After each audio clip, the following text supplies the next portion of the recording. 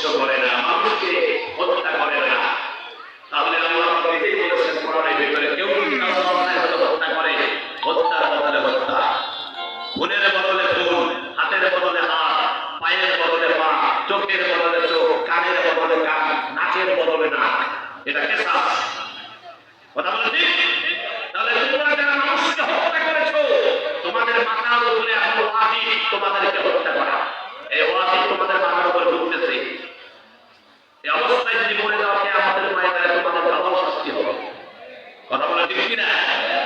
আর যদি আল্লাহর কাছে মাফ চায়, তওবা নসুহা করে, অথবা আল্লাহ মাফ করবেন। কিন্তু কারো যদি হক কেউ নষ্ট করে, যতক্ষণ পর্যন্ত যার হক নষ্ট করেছে সে মাফ করবে না, ততক্ষণ পর্যন্ত আমার আল্লাহ মাফ করবে না। কথা কম, আমার আল্লাহ মাফ করবে না। আর আল্লাহ যদি কোনো হক নষ্ট করে থাকে, আল্লাহ সেটা মাফ করতেও পারে, শাস্তি দিতেও পারে, সেটা আল্লাহর ইচ্ছা। কিন্তু আল্লাহ রাব্বুল আলামিন কুরআনুল কারীমের আরেকটা জায়গায় আল্লাহ বলে দিলেন, সূরা নিসা 113 নম্বর আয়াত। আবেশ সাহেবেরা যারা আছেন, কদম মাথায় নেই, জুতা মাথায় নেই, আল্লাহ সম্মান আপনাদেরকে দিয়েছেন। আল্লাহু আকবার। আমরা আলেম হতে পারি কিন্তু হাফেজ না, আলেম হতে পারি কিন্তু হাফেজ না। আল্লাহ কোরআন দিয়া হাফেজের সিনাটাকে সুন্দর করে ভরপুর করে দিয়েছে। কত ভাগ্যবান রে হাফেজেরা, কত ভাগ্যবান। সারাটা জীবন যদি তোমাদের খেদমত করি, তাও ঋণ শোধ হবে না, হবে না, হবে না। হাফেজ শব্দের দাম আল্লাহর কাছে অনেক বেশি। একজন আলেমের দাম আল্লাহর কাছে কত বেশি আপনি জানেন? এই জন্য আমার ভাইয়েরা, একটা করে আলোচনা আপনাদের খেদমতে করা হবে, কেউ ঢালু করবে না, ঠিক আছে? ওয়াদা দিলেন তো ইনশাআল্লাহ। আল্লাহ রাব্বুল আলামিন সূরা বাকারা, সূরা নিসা 113 নম্বর আয়াত। আল্লাহ কই আমাদের ইলম শিক্ষা দিয়েছেন। কে শিক্ষা দিয়েছেন? ইলম। জোরে কোন কে শিক্ষা দিয়েছেন? আল্লাহ শিক্ষা দিয়েছেন। আদমকে কে শিক্ষা দিয়েছেন? জোরে কোন কে দিয়েছেন? আদমকে কে শিক্ষা দিয়েছেন? আল্লাহ জান্নাতে তৈরি করলেন, ফেরেশতাদেরকে ডাক দিলেন, ফেরেশতাদেরকে বললেন, ফেরেশতারা এই জিনিসগুলোর নাম বলে আল্লাহ জানি না। ও আদম তুমি বলো।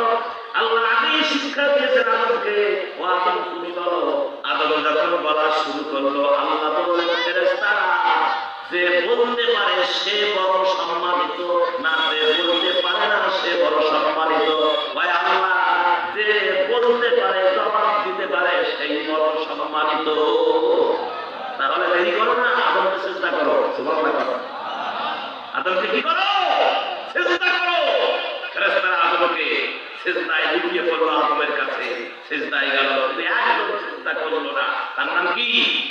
ইবলিস। অহংকার করলো। কথা ঠিক কিনা?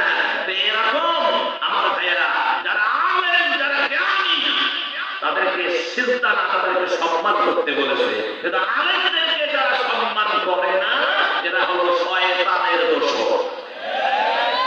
কথা কন। প্রকৃত জ্ঞানীদেরকে যারা সম্মান করে না, তাহলে শয়তান সম্মান করে নাই, তাহলে এরা হচ্ছে শয়তানের দোসর। কথা বলে ঠিক কিনা?